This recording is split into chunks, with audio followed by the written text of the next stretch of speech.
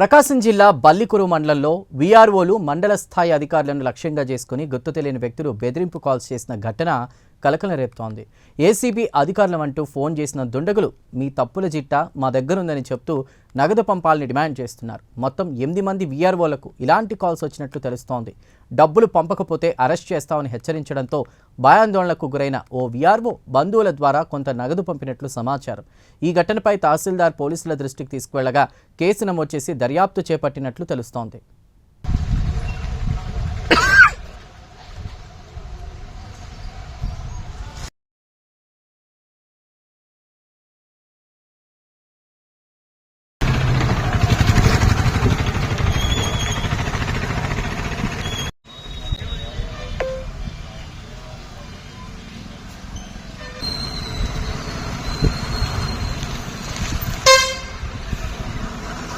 మన రాష్ట్ర ఎంప్లాయీస్ అందరికీ తెలియచేయడమైనది ఏమనగా శనివారం రోజున ఉదయం 9:30 గంటలకి బల్లికురువ మండలంలోని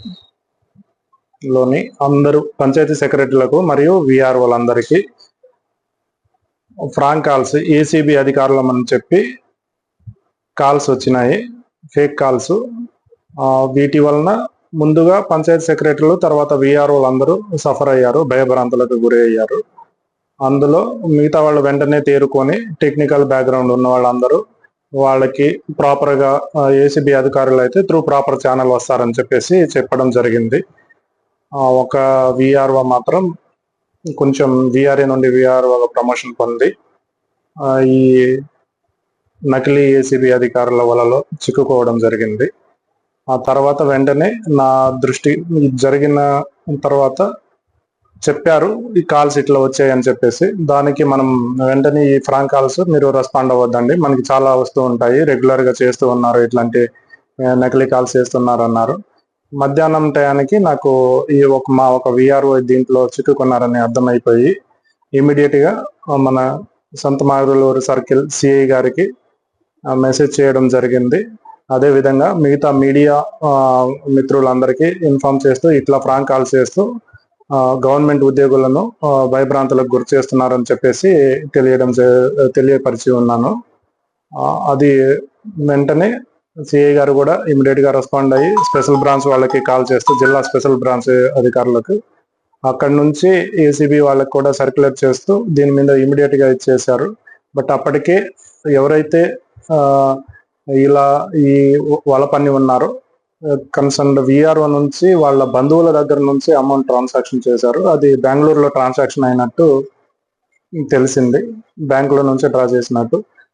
అదేవిధంగా నిన్న ఆదివారం రోజు కూడా మద్దిపాడు జరుగుమల్లి మండలంలో కూడా ఇలాంటి ఫ్రాంక్ కాల్స్ తోనే గవర్నమెంట్ ఉద్యోగస్తులందరికీ భయభ్రాంతులకు గురి చేస్తున్నారు.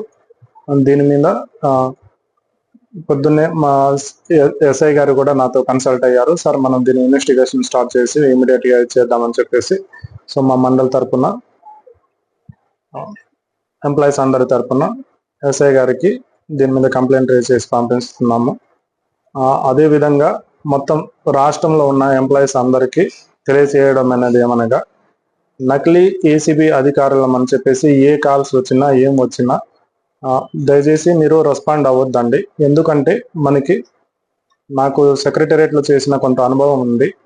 ఏసీబీ అధికారులు అనేవారు అప్లికెంట్ ద్వారా వాళ్ళకి ఏదైతే కంప్లైంట్ రేజ్ అవుతుందో దాన్ని బేస్ చేసుకొని వాళ్ళు ప్రాపర్గానే ముందు అంతా చెక్ చేసుకొని మనకి చెప్పిరారు. డైరెక్ట్గా వచ్చి వాళ్ళ త్రూ ప్రాసెస్ ప్రకారమే వచ్చి చెక్ చేస్తూ ఉంటారు, రైట్స్ చేస్తూ ఉంటారు. మనల్ని ఏ ఏసీబీ అధికారులు కూడా మాకు డబ్బులు కట్టండి, డబ్బులు పంపించండి, లేకపోతే మీ మీద కేసు పెడతాము అది ఇది అనేసి బెదిరించడం అనేది జరగదండి అది.